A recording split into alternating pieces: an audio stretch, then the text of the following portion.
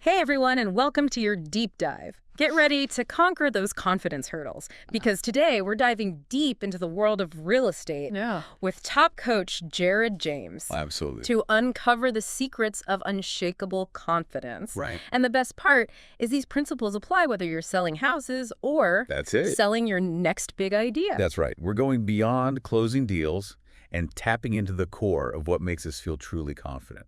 Okay. Jared's approach is incredibly practical and insightful, and I think you'll find it refreshing. I love it. Yeah. Okay, let's unpack this. Let's do it. So Jared James, he's coached thousands of agents, written best-selling books, the whole 9 yards. He's the real deal. Clearly, this is someone who has mastered confidence. Yes. What's his secret sauce? You know what's fascinating is that Jared doesn't believe in some, magical confidence gene. Okay. He breaks it down to a simple yet powerful equation. Certainty equals confidence. I like where this is going. Right. So the more certain we are, Yeah. the more confident we become. Exactly. Okay, makes sense. But how do we actually get more certain? Yeah, that's the million-dollar question, right? Right. Practice. Okay. It's almost deceptively simple, but the more you practice something, the less uncertainty you face. Okay. Think about that feeling when you're watching a thriller and the music is building suspense. Yeah. You know, a jump scare is coming, but your heart still races. Oh, absolutely. It gets me every time. You know, Why does my brain do that? because even though logically, the jump scare isn't a real threat, the lack of certainty about exactly when it's coming triggers your fear response. Yeah. Jared says it's the same with real estate. Okay. You could spend hours prepping for a listing presentation, but that uncertainty, the strategy, will they choose me, can trigger those same nerves. That is so spot on. So how do we break free from that cycle, especially when we're just starting out and everything feels uncertain? Yeah. Jared talks about the importance of screwing up, right? Yeah. Tell me more about this. He does, and it's actually brilliant. Okay. He encourages new agents to go screw up on purpose. Really? She says it's one of the fastest ways to build real confidence. Okay, now this is where it gets really interesting. Yeah. How does intentionally messing up lead to more confidence? Think about a time you learned something valuable from a mistake. Chances are you remember it vividly because it was probably a little embarrassing or uncomfortable. Oh, yeah, for sure. Our brains are wired to learn much faster from experiences that trigger strong emotions. Interesting. Embarrassment, while not fun in the moment, actually accelerates the learning process. So we remember those screw-up moments more clearly, which helps us avoid making the same mistakes in the future. Exactly. And Jared has a great anecdote about this. Okay. Early in his career, he was obsessed with making his videos perfect, agonizing over every detail to avoid looking foolish. Oh, I see. But now, years later, he looks back and cringes at those early videos. Really? Not because they were bad, Okay. but because he realizes he was holding himself back from real learning by striving for this unattainable perfection. He's basically saying done is better than perfect, which is so true, but also easier said than done right. It is. Yeah. But by intentionally putting ourselves out there, even imperfectly, we gain experiences, learn from those experiences, and ultimately build the certainty that fuels real confidence. Right. Think about it. What's that one thing you've been putting off because you're afraid of not being good enough? That's a great question. Definitely something to ponder. But it seems like there's more to this confidence equation than just embracing the screw-up, right? Absolutely. Yeah. It's not just about learning from mistakes, but also about how we process and internalize our successes. Okay. We'll dive into that next. So we've talked about embracing the screw-up, but Yeah. what about those wins, big or small? Yeah, How do we harness those to boost confidence? this is where it gets really interesting. Think about like a vivid memory. You have something you can recall in detail. Okay. Chances are it's tied to a strong emotion. Okay. And that's no coincidence. Right. Our brains prioritize memories linked to strong emotions. Like remembering exactly where you were on 9/11. Yeah. It was a tough day, but that powerful emotion makes it impossible to forget. Exactly. Powerful emotions equal powerful memories. But here's the thing. We often overlook our smaller victories Okay. because they don't trigger those same intense emotions. Yeah. We brush them off thinking, oh, that was no big deal, when in reality, those small wins are the building blocks of confidence. Which is a shame because they really are stepping stones. They are. And I remember Jared talks about this too, right? He does. Jared emphasizes the importance of actively tracking those victories, no matter how small they seem. Oh, okay. He's not talking about like bragging rights here. Right. It's about shifting your focus from what you did wrong to what you did right, creating a positive feedback loop in your brain. It's like that story Jared shares about the agent who was convinced they bombed a listing presentation. Oh, yeah. They were ready to throw in the towel, but then Happened. they found out that out of 3,500 agents in their area, only 3 even got the appointment in the first place. Oh, wow. Talk about a confidence boost. They were in the top 1% just for getting in the room. Just for showing up. Wow.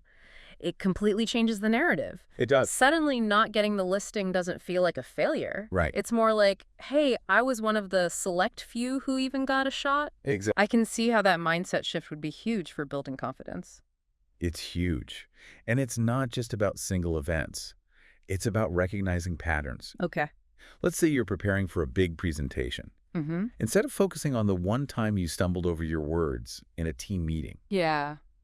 think about all the times you've presented your ideas clearly and effectively. So it's like building a highlight reel of your successes, big and small, Yes. that you can replay in your mind whenever those self-doubts creep in. Exactly. By actively tracking your wins, you're essentially rewiring your brain to focus on your accomplishments, which in turn fuels your confidence. Yeah. You start seeing yourself as someone who consistently creates opportunities and achieves positive outcomes. That makes so much sense. Right. But how do we actually put this into practice? Do we need to start carrying around a notebook, jotting down every little win? It doesn't have to be that formal, Okay. but it does require conscious effort. Yeah. It could be as simple as taking a few minutes at the end of each day to reflect on what went well. Okay. I like that. But let's say you're in a field like real estate where you might not see those wins every single day. What then? Even in those situations, there are always wins to be found if you know where to look. Okay. Did you make a new connection at a networking event? Okay. Did you have a productive conversation with a potential client? Mm-hmm. Those are all wins worth celebrating. It's about finding those small victories within the larger journey.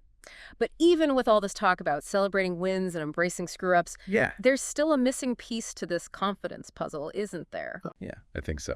We've talked about embracing mistakes and celebrating wins, Right. but it feels like there's one more piece to this confidence puzzle. Yeah. What's that missing link between knowing what to do and actually doing it? You're absolutely right. It's one thing to understand these concepts, Right. but it's another thing entirely to put them into action consistently. Right. Jared has a great saying, first you learn, then you earn. Okay. But I like to add one more crucial step. Execution. Okay, so first you learn, then you execute, then you earn. There you go. Okay, I love that. It's not enough to just have the knowledge we have to actually use it. Exactly.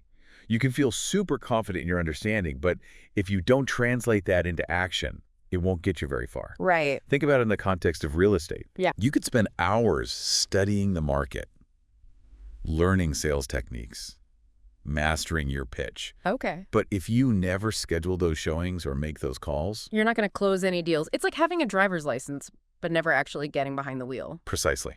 And that's where seeking help and accountability can be incredibly valuable. Okay. Jared's a big advocate for coaching and mentorship, Mm-hmm. especially in a field like real estate where it's easy to feel isolated or unsure of your next move. Yeah, for sure. Having someone in your corner who's been there, done that, it's like having a personal trainer for your career and your confidence. It's like having that voice of experience to guide you, especially when you hit those inevitable roadblocks. Absolutely. Doesn't Jared have his own company that offers this kind of coaching and support? He does. And while we don't want this to sound like a sales pitch, Right. I think it's worth mentioning because the resources they offer really highlight the importance of structured support. Okay. He has virtual coaching programs, one-on-one mentorship, and even a comprehensive course called Blueprint for Real Estate Success. So it's not just about learning the ropes, but Yeah. also about having a roadmap to follow and a support system to cheer you on along the way. Exactly.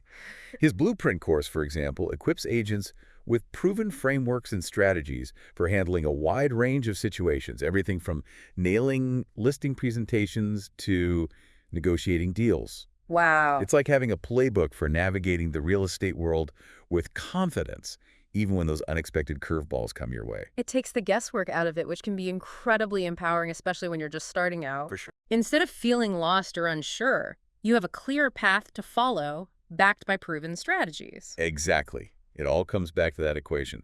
Certainty equals confidence. Right. The more certain you feel in your abilities and your approach, the more confident you become. This has been such an insightful deep dive. It has. So to recap what we've learned today, confidence comes from certainty, and we build certainty through practice, even if it means embracing a few screw-ups along the way. Absolutely. And don't forget to celebrate those victories no matter how small. Those small wins add up and rewire your brain for confidence. So true.